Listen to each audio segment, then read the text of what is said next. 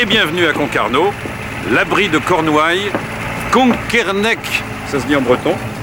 Concarneau, une des plus jolies perles du collier qui enchâsse le Finistère. Je parle du collier des ports et de tous ces paysages merveilleux ici.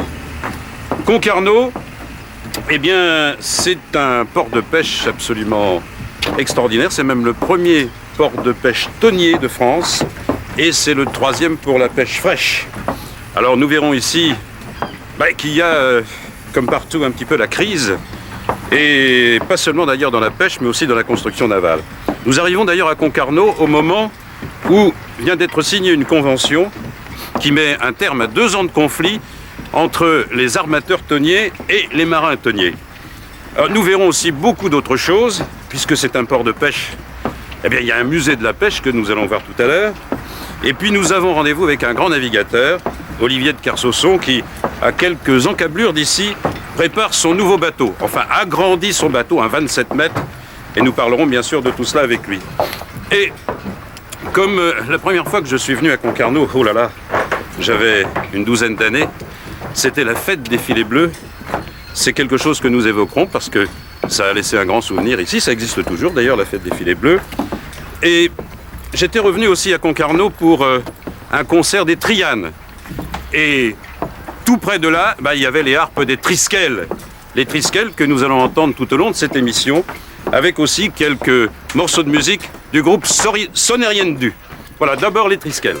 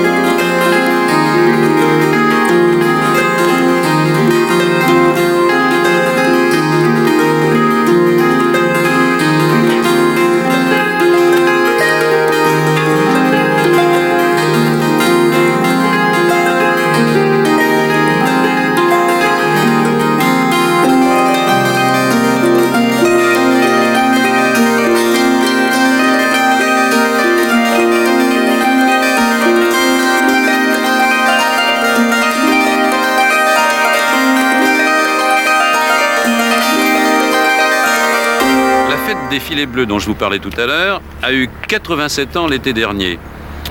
Presque un record pour une fête traditionnelle de cette importance. Et cet été, c'était les traditions portugaises qui étaient invitées et on découvrait d'autres rudesses des travailleurs de la mer dans une autre région d'Europe. La fête des filets bleus, les filets teints en bleu pour tromper la sardine, donc pour la pêcher. La fête des filets bleus, ce fut à l'origine, en 1905, une fête de bienfaisance qui était organisée par les artistes parce que la sardine avait quitté la région.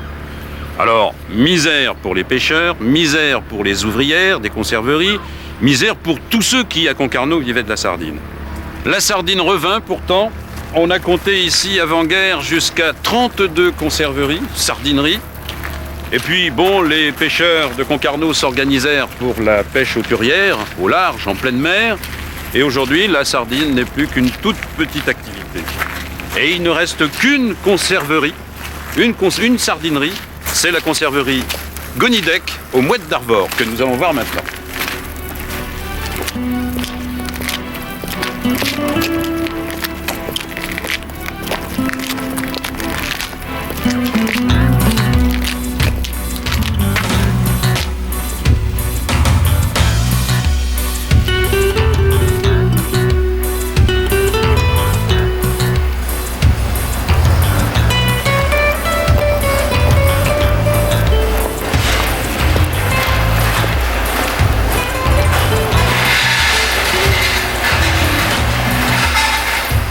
Bonjour Daniel Gonidec. Bonjour Monsieur Jiquel. J'ai dit tout à l'heure qu'il y avait presque plus de sardines ici, je me suis peut-être trompé puisqu'il y a encore une conserverie. Où est-ce que vous achetez vos sardines? Ici, sous la criée, tous les matins. Oui, il y a encore des pêcheurs? Oui, on n'en a pas forcément tous les matins, mais on est quand même présent. Il y a encore combien de bateaux qui pêchent la sardine? Oh, 7, 8. Oui. Quelle taille doit avoir la sardine? La sardine doit avoir la taille de la boîte, finalement. Oui, c'est vrai. La taille de la boîte. Oui. Il ne faut pas qu'elle soit trop grosse, sinon il n'y a plus de place pour l'huile. Ouais. Petite, ça n'a pas d'importance, on en met davantage. Oui. On peut faire des boîtes à 5, à 6, à 7. Finalement, c'est bien aussi. Alors, ce qui est étonnant, c'est que cette conserverie-là, elle est née en 1959, alors que toutes les conserveries de sardines fermaient. Les Ça, c'est unes après les incroyable. autres. Oui. Et pourquoi? Bon, il y a plusieurs causes à la fermeture des usines. Oui. Il y a eu la Non, mais raréfaction. pourquoi vous avez créé, enfin votre beau-père a créé cette conserverie alors que les autres fermaient? Parce qu'il y croyait. Il croyait à quoi? Une sardine de croyait à qualité? une sardine de qualité. Ah, voilà. Voilà. Vous faites un produit de luxe, non? C'est pas du luxe, c'est du haut de gamme, mais à un prix très abordable. Oui, ça se vend à peu près combien? 9,50 francs, une boîte de sardines à l'huile d'olive, une boîte normale, un 6e à l'huile d'olive. Mais on en vend aussi dans les supermarchés et ça marche très bien. Oui, et tout est fait à la main. Alors c'est ça qui explique le coût différent, quoi. Oui, c'est pour ça. On a une main d'œuvre très longue, puisqu'on éviscère et on étête à la main. Ensuite, elle est frite, elle est séchée, puis frite dans de l'huile. Elle est voûtée toute une nuit. Et puis on l'emboîte le lendemain.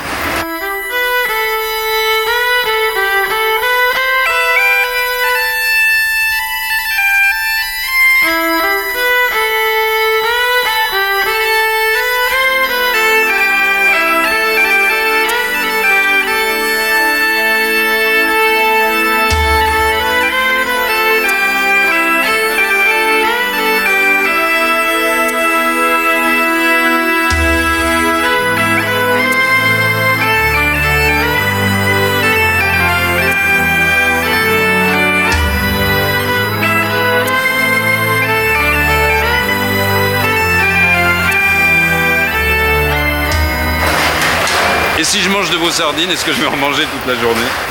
Non, non. Justement, c'est la différence peut-être avec les autres produits qu'on trouve ailleurs. C'est qu'avec nos sardines, elles passent très bien, on les digère très bien. Merci Daniel Gonidec. Et maintenant, on va aller voir la grande pêche à Concarneau.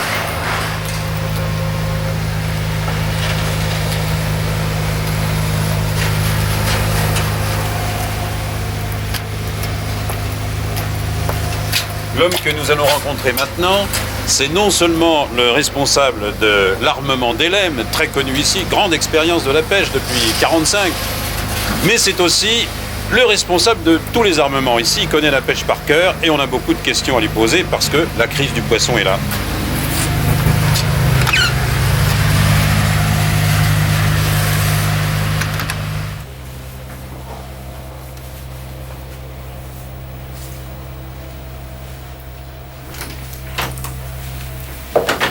Bonjour Pierre-Yves Delem. Je vous ai présenté, je sais bien que vous êtes président de l'armement d'Elem. Oui. Et vous avez des responsabilités dans le port, au conseil de surveillance, auprès des armateurs aussi. Oui, en fait, il s'agit du conseil portuaire. C'est ça. Pour avoir une idée, c'est combien de bateaux ici à Concarneau? Combien de bateaux de pêche La flottille tonnière, c'est une bonne trentaine de tonniers océaniques. Les bateaux de pêche, c'est 35 chalutiers hauturiers d'environ 35 mètres, 1000 chevaux. C'est aussi 35 artisans de 24 mètres environ, avec des puissances de l'ordre de 600 chevaux. Et puis, bien sûr, une petite flottille artisanale. Qu'est-ce qui a fait que Concarneau prenne cette dimension de premier port tonnier, de troisième port hauturier français? Sans remonter à l'histoire de la sardine. Sans remonter à l'histoire de la sardine, c'est quand même la guerre de 39-45 qui a fait se replier pas mal d'armateurs boulonnais et autres lorientais à Concarneau pendant la guerre. Et ils ont découvert là, je dirais, une pépinière de marins qui est en fait la vraie force de Concarneau. Oui, on a une idée de la population de marins ici aujourd'hui? Le port emploie à peu près 2000 navigants à la pêche. C'est quand même important. On parle beaucoup de la crise du poisson. Pourtant, moi, je consomme de plus en plus de poissons. Et je pense que les Français sont comme moi. Qu'est-ce qui explique cette crise? La crise, je crois qu'elle est double. Il y a d'abord essentiellement un problème de ressources en ce qui concerne les espèces de fond, les espèces démersales. Vous pouvez expliquer ça?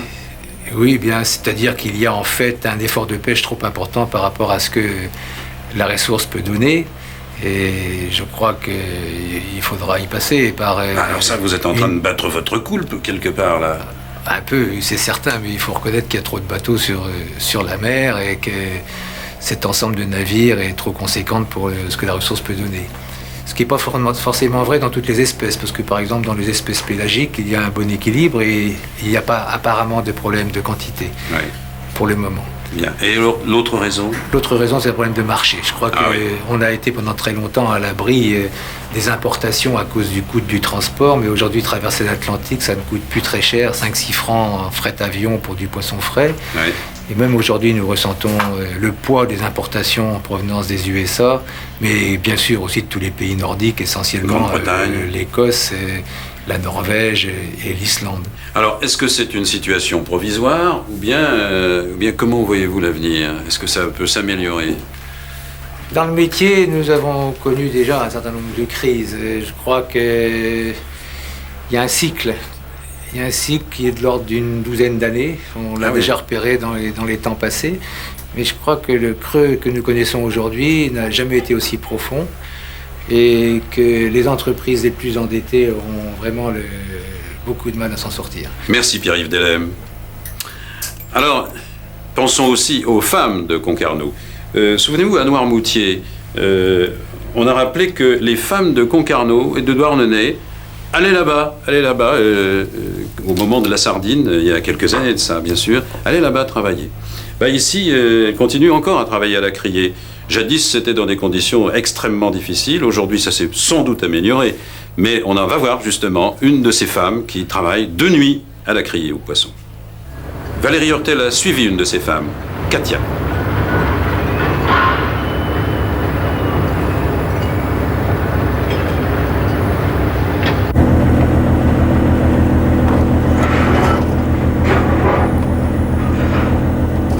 À Concarneau, quand la ville dort, le port s'éveille. Il est 23h, c'est l'heure où les bateaux rentrent au port pour décharger le produit de plusieurs jours de pêche.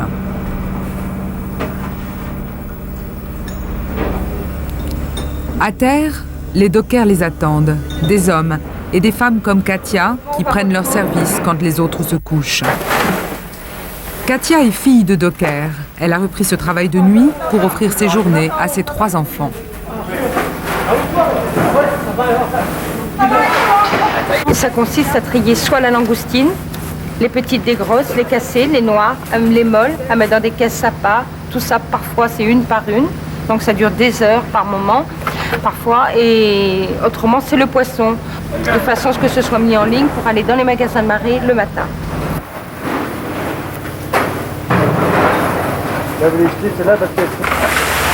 C'est très dur parce que c'est des conditions quand même debout, dans le froid à l'hiver. Bon, quand ça gèle quand même, comme on a eu les hivers derniers, il a très dur. Bon, on se tape quand même les doigts hein, quand même pour se réchauffer, on fait quand même les mouvements, c'est de la glace. Hein. Bon, c'est quand même le froid, les rhumatismes. Tu gagnes beaucoup d'argent?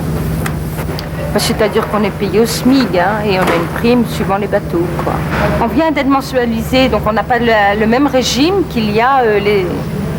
Et alors avant, Bon, avant, les bons mois 7 000 francs.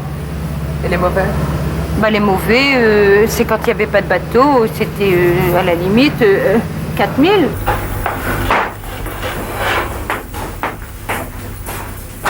C'est pas dur de partir le soir de la maison l'hiver? Très dur. Alors là, c'est très dur. Très très dur de partir quand il fait froid, on est bien, on a passé une bonne soirée, quand il pleut dehors, quand il fait froid, on se dit ah si, il y a des jours, on en verrait bien tout paître. Un appartement, il est content. Moi, je préfère faire ça que d'être vendeuse. Enfin, c'est très dur quand même, très dur, faut pas oublier. Moi, c'est-à-dire que ce que je préfère, c'est la liberté quand même. On est là la journée avec les gosses, bon quand même, on a besoin de n'importe quoi. On est là, chose que autrement c'est pas possible. Ma mère disait toujours, ma fille, je veux pas que tu sois docker. Elle disait toujours, ma mère, je veux pas que tu sois docker. Si elle voyait la pauvre, elle n'en reviendrait pas.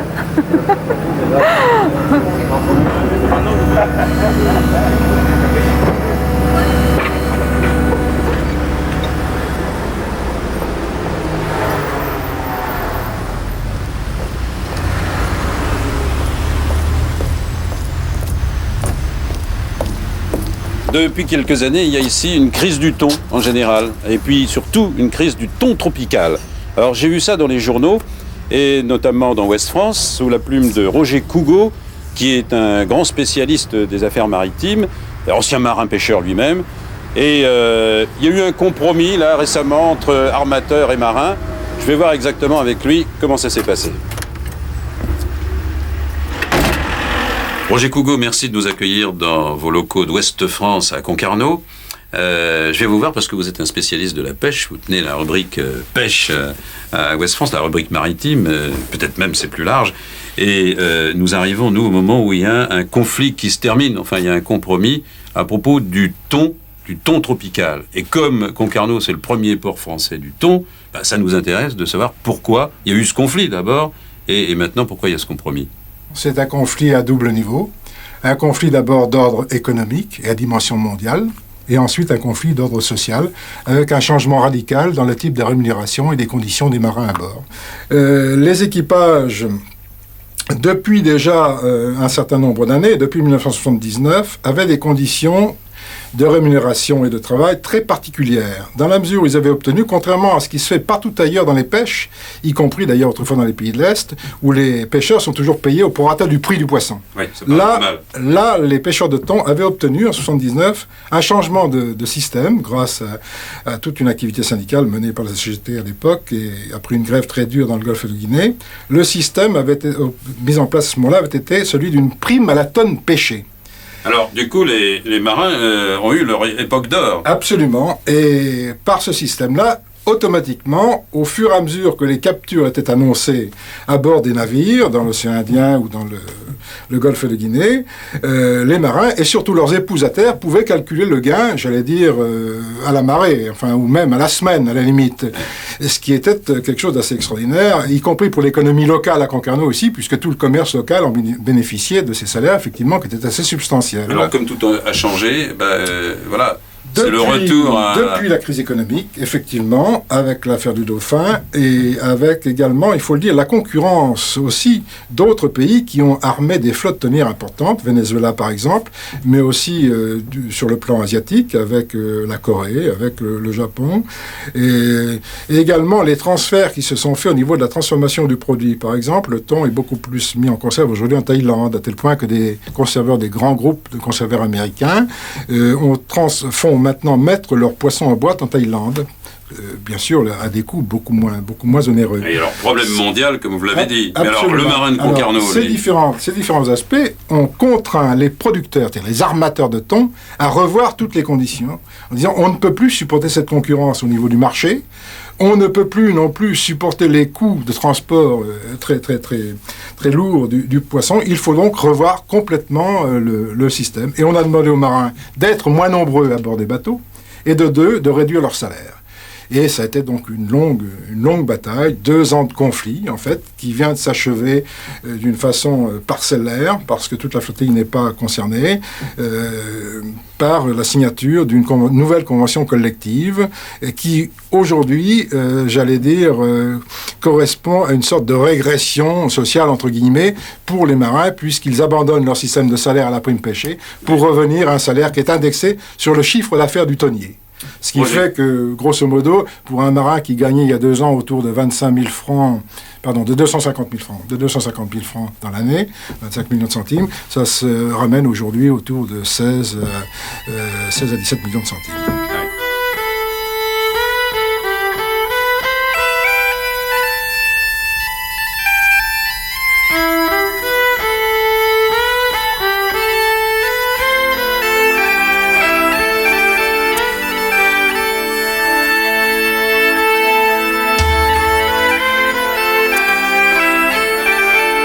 Dans une partie du monde, dans le Pacifique Est, et seulement dans cette région-là, le thon est pêché en même temps que des dauphins, qui sont capturés de façon accidentelle, mais dans des proportions qui peuvent être parfois importantes, mais encore une fois, dans cette zone-là, dans le Pacifique Est. Les protecteurs des animaux, de la nature, se fâchent. Les associations écologistes des États-Unis sont partis en guerre d'une façon très, très forte contre ces pratiques et ont réussi à obtenir, de la part des conservateurs américains, un boycott de ces produits pêchés avec les dauphins. Et à la méthode américaine. Absolument, par des navires. Ce sont les Américains qui boycottent en fait les méthodes américaines de pêche. Par des tonniers seineurs américains.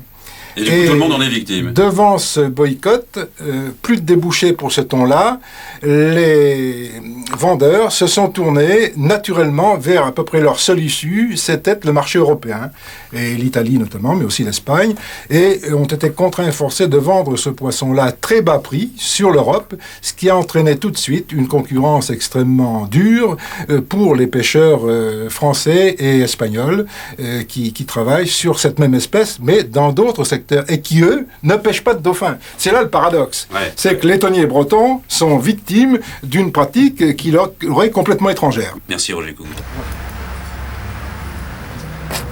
Retour à la poésie à Concarneau, avec d'abord un deuxième morceau des Triskel, et puis après, eh bien, nous allons voir le peintre Jean Lemerdy.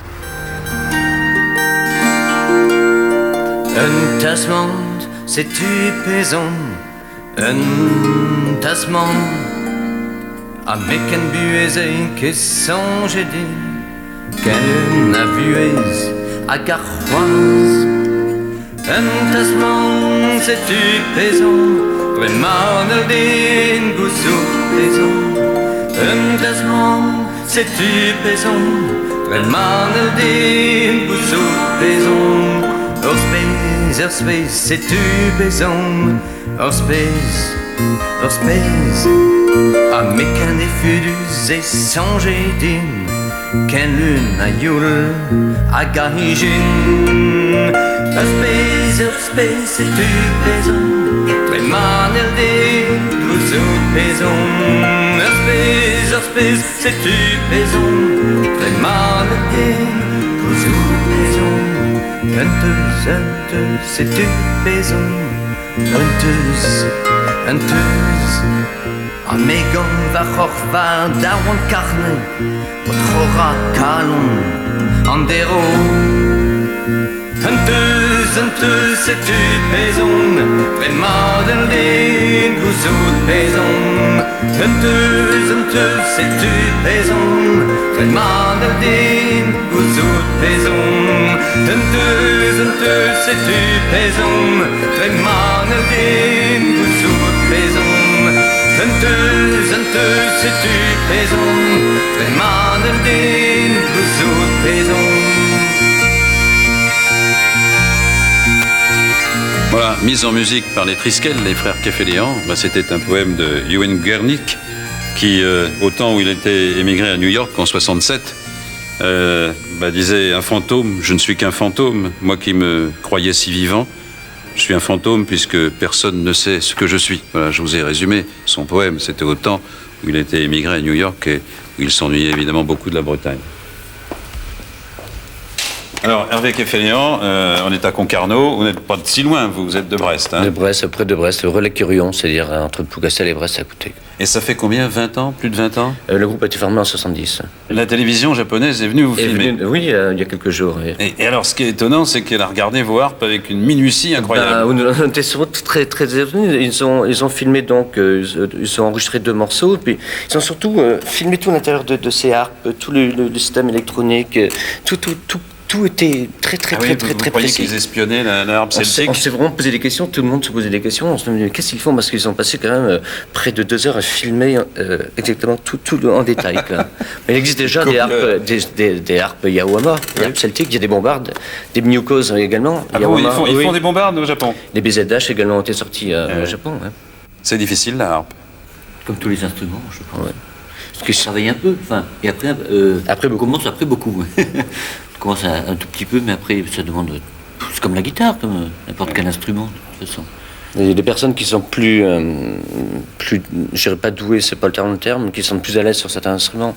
J'ai essayé de jouer la cornemuse, par exemple, je sais très bien que je suis pas doué pour ça, donc je n'insiste pas. Quoi. On nous donne un clairon, on aura beau essayer, je crois. Ça ne marchera jamais le clairon. Il ne marchera jamais le clairon avec moi, jamais. Merci. Merci.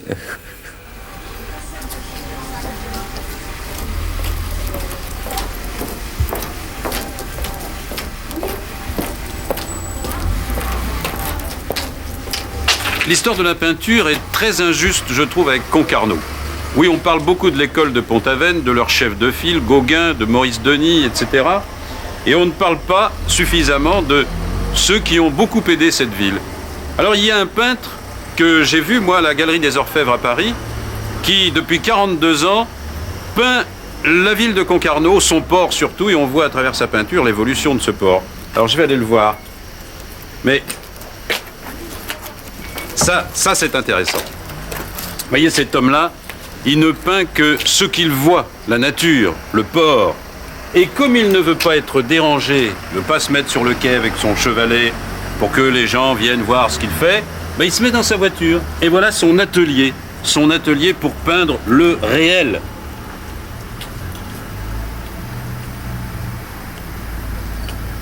On va voir Jean Lemerdy.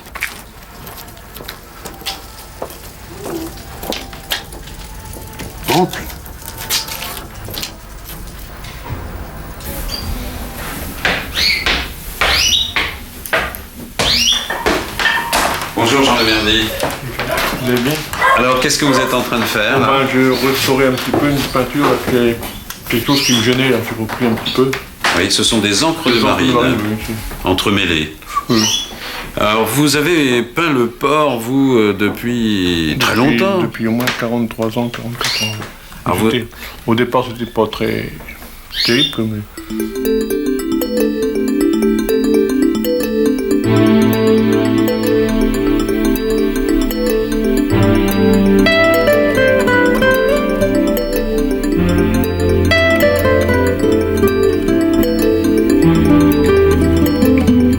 J'ai connu les tonniers à voile. Oui. Et puis des macrotiers, c'était des bateaux en bois, beaucoup, quoi. Et ça a évolué beaucoup. Ça vous inspirait beaucoup, la voile, plus oui, que maintenant? C'était le dernier voilier que je peignais, quoi. C'était différent, quoi. Oui.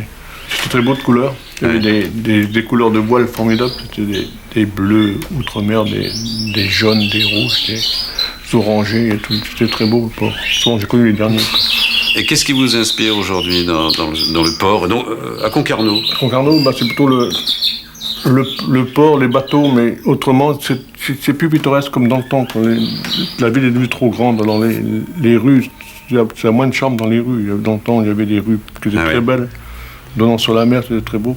Les maisons avaient plus de cachets. Maintenant, on trouve à part les bateaux, et puis le Zimbabwe. Heureusement, la campagne est belle aussi, et il y a la mer.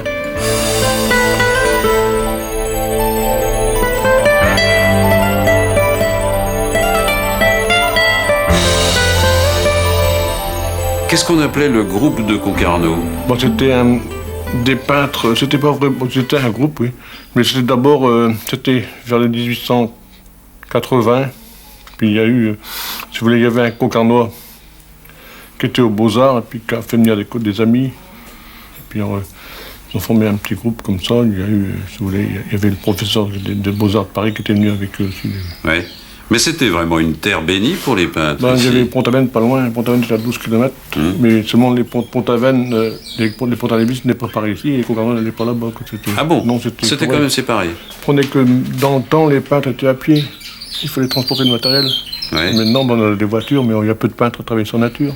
Mais il y avait un petit train entre Pont-Aven et Concarneau. Quand même le cirque, c'était pour les affaires, tout ça, c'était quand même, c'est pas du gâteau, quoi. Ouais. Alors l'histoire de Gauguin, par exemple, ici, c'est vrai ce qu'on raconte, que c'est ici qu'il s'est amoché la jambe? Casser la jambe, il y avait une histoire. Je connais mal l'histoire, mais il a dû gifler un gosse, et le gosse allait peindre à son père, et le père lui a cassé la jambe, quoi. Ah oui, oui. Je crois qu'il en est mort de ça, je crois. Plus tard, la gangrène. beaucoup plus tard, oui. Merci Jean Lemerdy de nous avoir reçus dans votre atelier et de continuer aussi la tradition des peintres dans cette région, Concarneau, Pont-Aven, Le Pouldu, etc. Et maintenant on va voir justement Gwenaël Bolloré, qui connaît bien l'histoire de cette ville et qui connaît bien l'histoire de ses peintres aussi.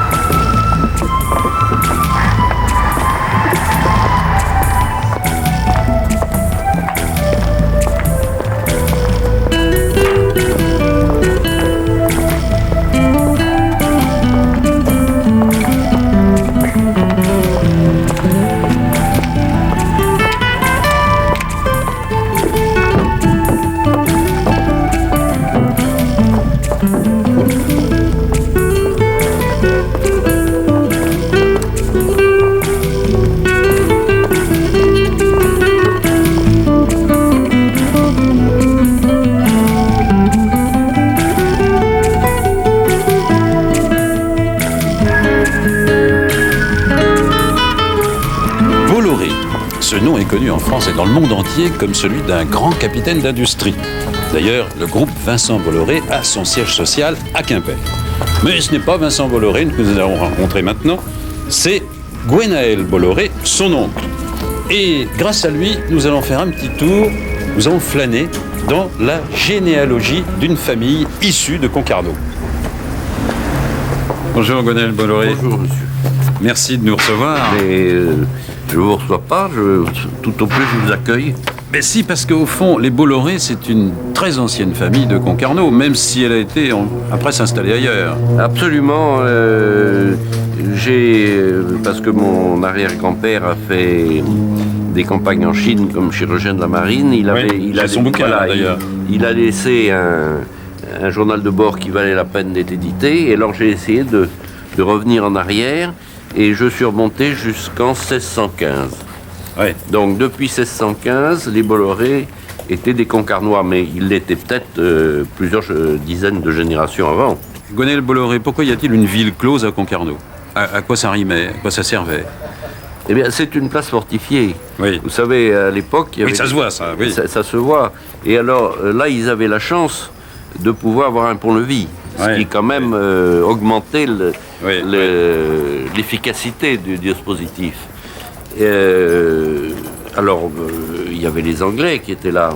Ah, c'est vrai ça. que les Anglais, par exemple les Glénans, ont été occupés par les Anglais. Or, les Glénans, c'est à 9000 de Concarneau. Donc, Concarneau, c'était un château fort. C'est ça. Et puis, il y avait aussi la Ligue, les protestants. Hein. Et alors, ça, c'est un petit peu avant. Il y avait beaucoup de protestants en Bretagne. La majorité était catholique, bien entendu. Et comme les protestants se trouvaient très seuls, ils s'étaient regroupés. Ici, dans la ville close. Et à un certain moment, ma mémoire la flanche un petit peu, je ne peux pas vous dire quelle année exactement, mais à un certain moment, ils ont occupé la ville close. Et assiégés par les catholiques qui étaient de l'autre côté, derrière le pont-levis. Voilà, derrière le pont-levis.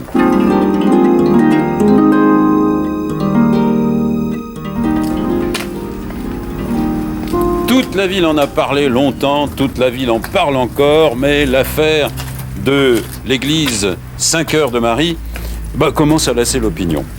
Une centaine de personnes, une association veut empêcher la destruction de cette église qui a été très frappée par l'ouragan de 87. Mais il faut dire que la destruction de ce gros édifice arrangerait peut-être un peu la municipalité comme l'évêché. Enquête Valérie Hortel.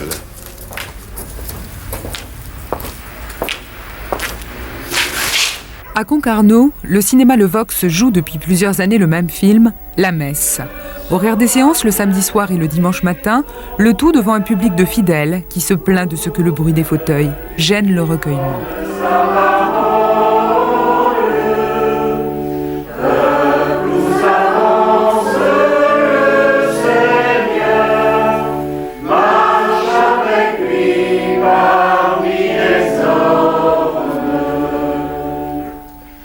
La communauté chrétienne du centre-ville de Concarneau a dû fuir son église, vieille de 60 ans, devenue trop grande, trop froide et trop dangereuse depuis l'ouragan de 1987. Monsieur le curé, bonjour. Bonjour. On peut visiter l'église? Oui. On y va? Oui, Elle est fermée? Elle est fermée, mais je vous amène, je vous ouvre.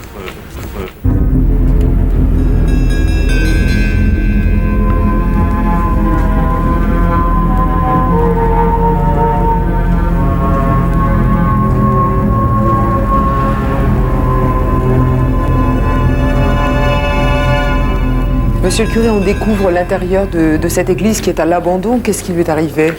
Elle est à l'abandon, enfin, c'est-à-dire qu'on a évacué tout ce qui pouvait être sauvé, donc les strates, les chaises, du mobilier. Le reste donc, est à l'abandon. Pourquoi est-ce qu'elle n'a pas été restaurée à la suite de l'ouragan? Ça coûtait beaucoup trop cher de restaurer, c'était une fortune. Une autre église beaucoup plus fonctionnelle, plus petite, adaptée à la liturgie d'aujourd'hui. Moi, je ne la trouve pas belle. Elle n'est pas réussie. Il n'y a pas d'œuvre d'art dedans? Il y a quand même quelques vitraux. Il y a quelques vitraux, mais qu'on va pouvoir donc récupérer. On peut les... Hein. Pour les installer dans la nouvelle? Non, pas forcément, non.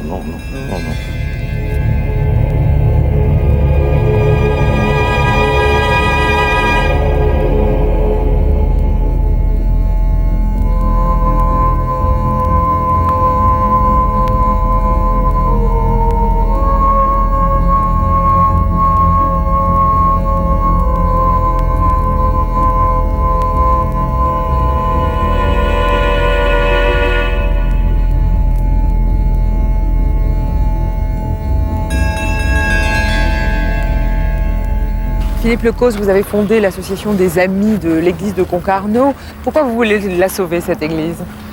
Bon, elle fait partie du patrimoine local. Elle a maintenant donné, même si elle n'est pas très vieille, elle date que du début du siècle, elle a un petit peu donné son identité à la ville. Elle vient bien en complément, de la ville close. Et je crois que c'est important, effectivement, que Concarneau garde cet élément de son patrimoine. Est-ce qu'elle n'a pas un style un petit peu bâtard, au fond, cette église?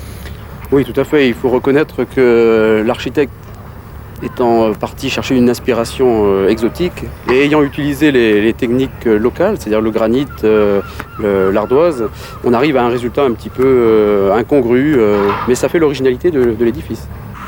Elle est là, je la trouve assez hideuse, sauf quand on arrive par mer, où c'est vrai que ça ressemble à Sainte-Sophie de Constantinople, mais autrement, de près, elle n'est pas jojo.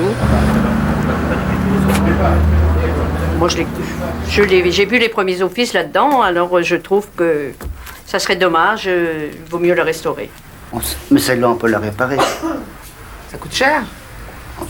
Ça sera encore plus cher de leur faire une neuve.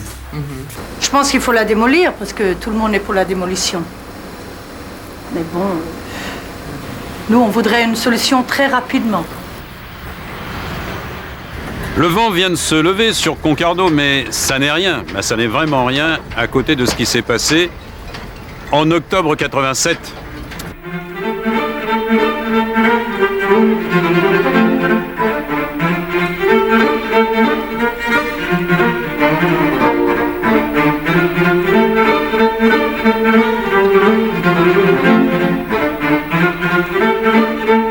Alors quelqu'un qui se souvient bien de cet ouragan de 87, c'est Olivier de Kersauzon qui est avec nous. Et Olivier qui est venu nous voir, d'ailleurs, c'est gentil, parce qu'il est en train de faire la finition de son bateau de 27 mètres qui va faire le tour du monde bientôt. Olivier a vécu cette tempête. Et vous en connaissez des tempêtes, mais là c'était quelque chose. Hein. Là, ça ressemblait à un cyclone, hein, au point de vue température. Parce que moi j'aurais dû partir à la Baule pour la Baule Dakar à ce moment-là avec mon bateau Poulain. Et puis le routeur qui travaille avec moi m'a dit pars pas, il y a un truc qui arrive dans le golfe de Gascogne qui est pas net, je comprends pas. Il m'a dit attends demain, donc moi j'attends demain. Et je suis remonté de la Baule en voiture sur Brest. Et en arrivant juste à la verticale d'ici, sur la bretelle, la 4 voies, c'était le cyclone. C'est que nous on réussissait à monter vers le nord parce le vent venait d'ouest et qu'on était sur la partie droite de la 4 voies, donc les arbres tombaient de l'autre côté. Mais on voyait passer, je voyais passer des poulets. Je voyais passer des poulets, qu'est-ce qui se passe? Ces oiseaux, ce volatil n'a pas l'habitude de voler avec tant d'élégance, quoi. Et en fait, ils ne volaient pas, ils étaient emmenés par le vent. Et les débris végétaux. Et on s'est arrêté sur Concarneau, à la bretelle, en se disant tiens, on va voir ce qui se passe, quoi, hein. On est descendu de la voiture, il faisait chaud. Et pour moi, ça m'a rappelé les cyclones que j'avais connus en Nouvelle-Calédonie ou dans le Pacifique, quoi. Il y avait le côté d'une grande violence. Et en plus, la Bretagne entière était dans le noir. D'habitude, en roulant la nuit, hein, ou en arrivant sur les ports, on voit des halos. Là, on ne voyait pas une lumière, quoi.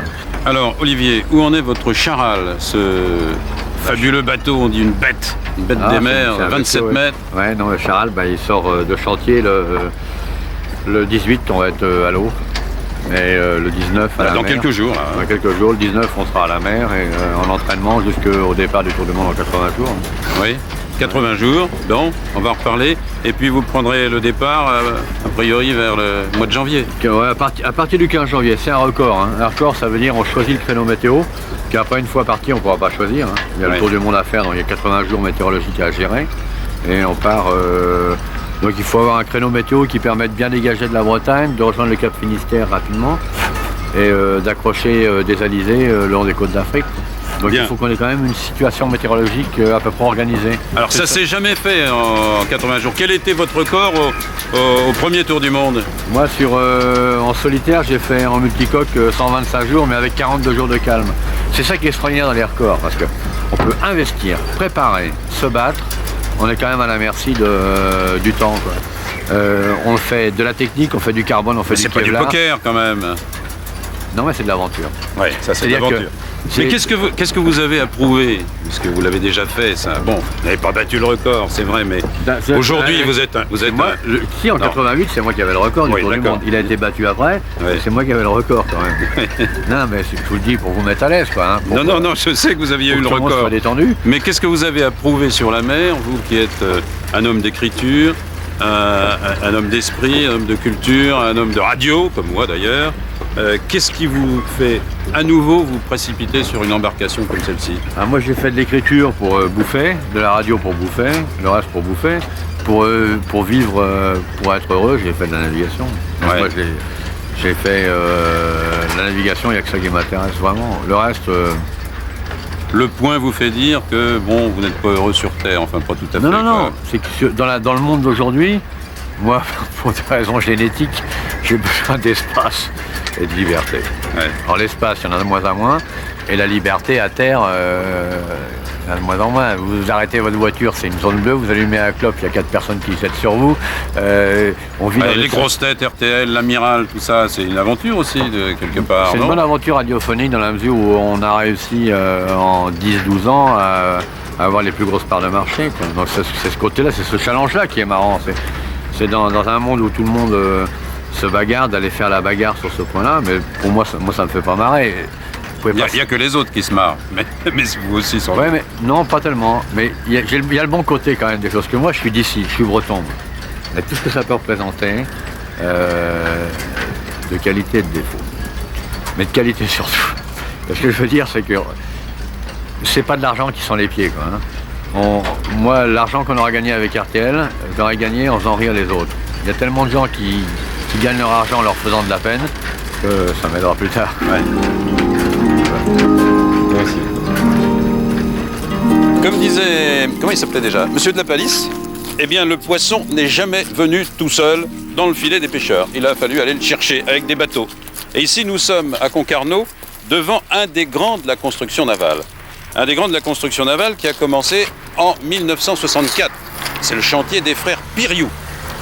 Alors, c'est très bizarre parce que ce chantier s'est développé à cause d'une commande importante à l'exportation. C'était une commande de 14 bateaux pour un armement libyen et mauritanien. Et puis alors, quand ils ont vu ça, les gens de Concarneau se sont dit, mais ils sont bien dans ce chantier-là, on va leur faire construire nos propres bateaux, nos propres chaluts. Alors on va voir comment tout ça s'est passé et surtout comment va la situation aujourd'hui dans la construction navale à Concarneau.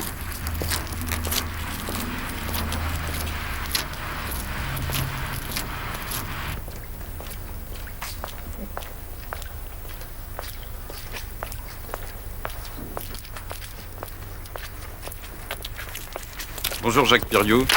Bonjour. Alors, vous êtes le directeur général des chantiers Piriou, fondé par votre père et par votre frère. J'ai une curiosité comme ça. Combien de bateaux ont été construits ici? Ici, nous avons construit 160 bateaux. 160 bateaux, alors quel genre de bateaux? De toute taille, de 25 à 60 mètres, chalutiers, tonniers seineurs. Ah oui, les grands là. Les grands tonniers seineurs qui naviguent actuellement au large des côtes africaines et seychelloises. Ouais, et puis vous vous diversifiez aussi, vous avez construit... On essaye de se diversifier en faisant du remorqueur, de la barge, du navire à passagers. Alors, justement, on sait bien qu'il y a une crise de la pêche, il faut bien l'appeler comme ça, donc il doit y avoir une crise de la construction navale. Effectivement, il y a une crise de la construction navale.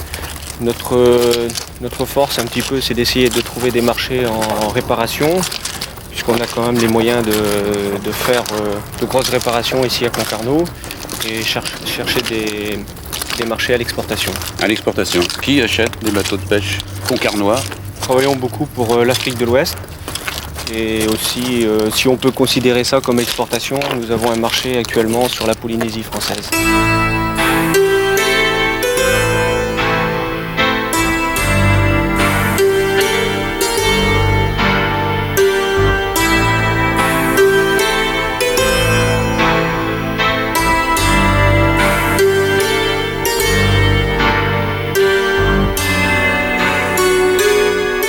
Quel est l'avenir? Comment vous voyez l'avenir? C'est les grosses unités ou est-ce qu'on va aller vers plus petit, je dirais à taille plus humaine et peut-être aussi pour sauvegarder le poisson un petit peu, non? Les bateaux de 20 mètres connaissent des difficultés actuellement. Les bateaux de 35 mètres ne marchent pas beaucoup mieux. Disons qu'il y a une période à passer de 2-3 ans. Ensuite, on devrait voir un peu plus clair. Eh bien, merci Jacques Piriou.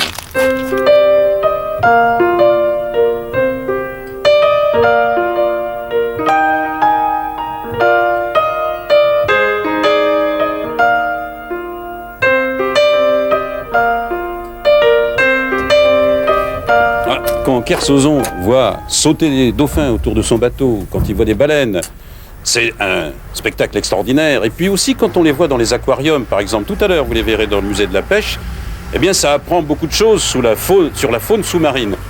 Il y a une autre façon de regarder un peu cette faune sous-marine, de regarder les poissons, leurs espèces, leurs différentes tailles, eh bien c'est de les naturaliser. J'avoue que j'ai pas beaucoup de goût pour la naturalisation, mais enfin, il faut respecter le travail des hommes, puis il faut surtout voir à quoi ça sert. On va entrer là chez un spécialiste.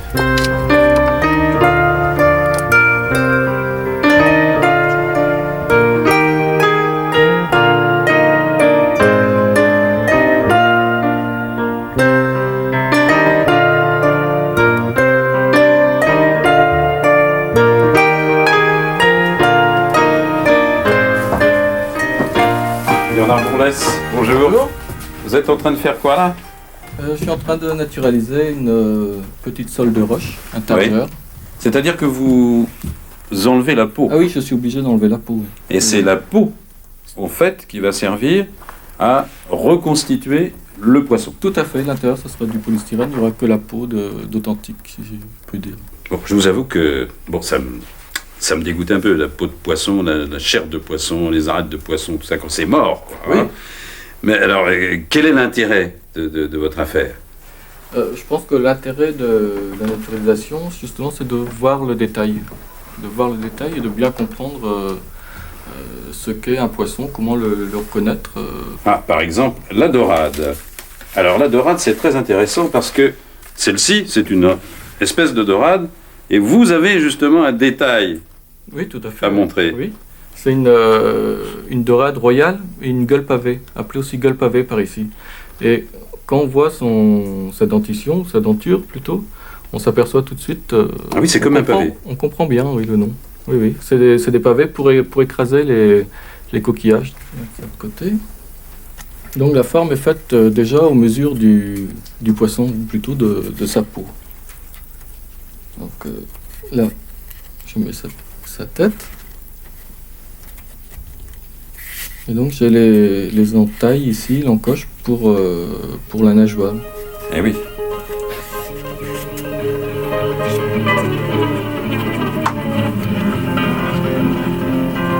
Ah, c'est un travail de précision, hein.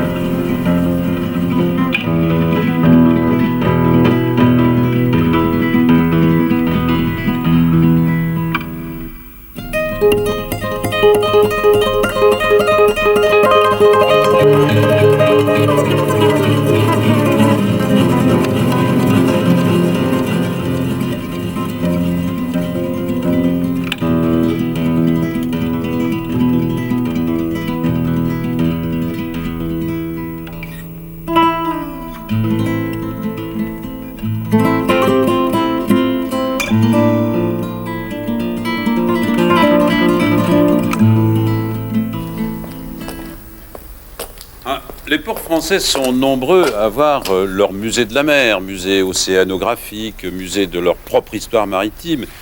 Mais le musée de la pêche de Concarneau peut sûrement dire, sans vexer personne, qu'il est le tout premier dans sa catégorie.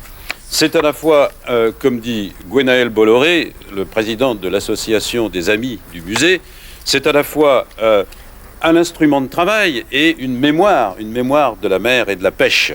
Alors, nous allons rencontrer bientôt son conservateur, qui est aussi auteur de ce musée de la pêche, de ce petit livre sur le musée de la pêche, grâce à quoi je connais déjà un petit peu de choses sur ce musée, et qui est édité chez Picolec.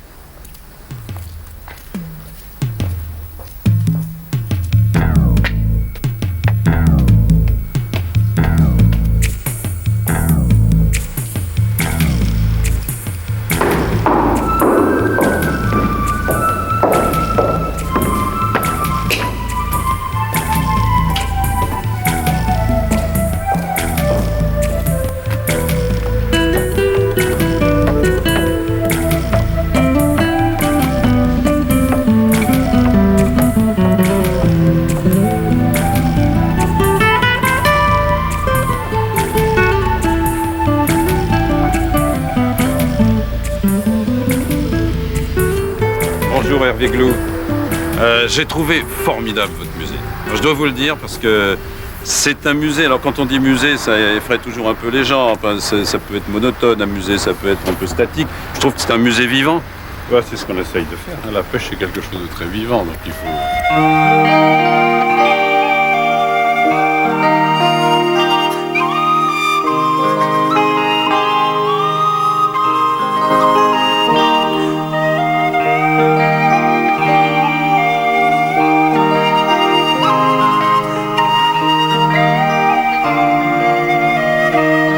ans d'existence et une spécificité quand même. Ce que vous avez voulu faire, c'est un musée presque unique au monde, c'est vous qui me l'avez dit. Hein. Oui, vous en avez la responsabilité. Oui, absolument. Oui. C'est-à-dire qu'on ne traite que de la pêche, uniquement de la pêche. Et de l'évolution des techniques. Et de l'évolution des techniques, et surtout depuis ces 15 dernières années, on va de plus en plus vers l'évolution des techniques, parce que quand le musée a été créé, c'était le musée d'autrefois, la paire de sabots du grand-père avec la photo de l'ancêtre et quelques vieux objets, alors que maintenant il y a quand même une demande du public pour voir l'explication de ce qui Oui, c'est très pédagogique. Moi, écoutez, je ne savais pas trop comment se passait la pêche au chalut qui racle le fond, chalut pélagique. Là, j'ai tout compris.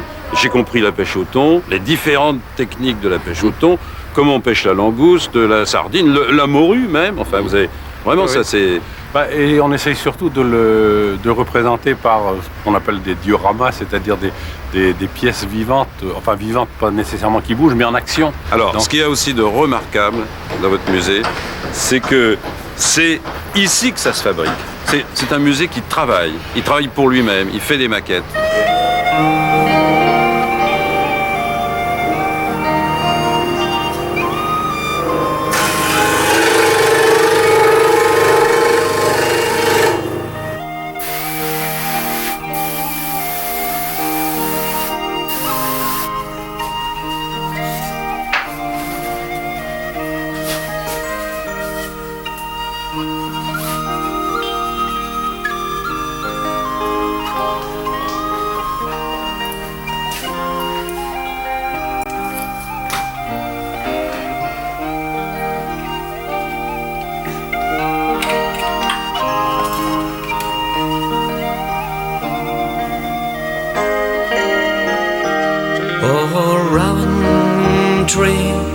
Around tree, you lie, be dear to me.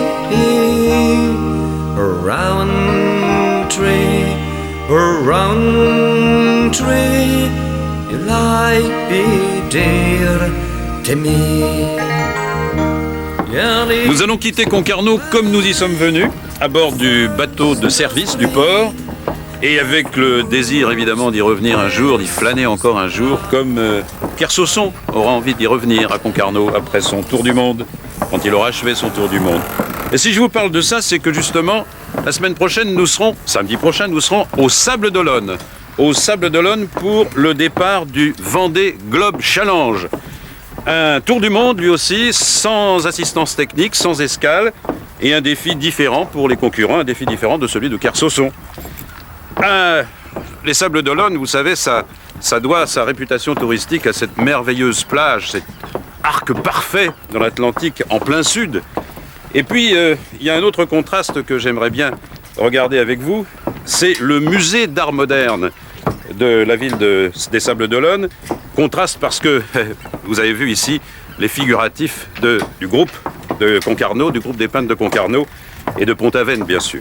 Alors, à samedi prochain au Sable d'Olonne, mais tiens, je me dis que peut-être avez-vous, vous, des idées à nous suggérer, des idées d'itinéraire. Nous, bien sûr, nous avons des idées, mais pourquoi vous ne manifesteriez-vous pas vos goûts? Alors écrivez-nous. À samedi prochain.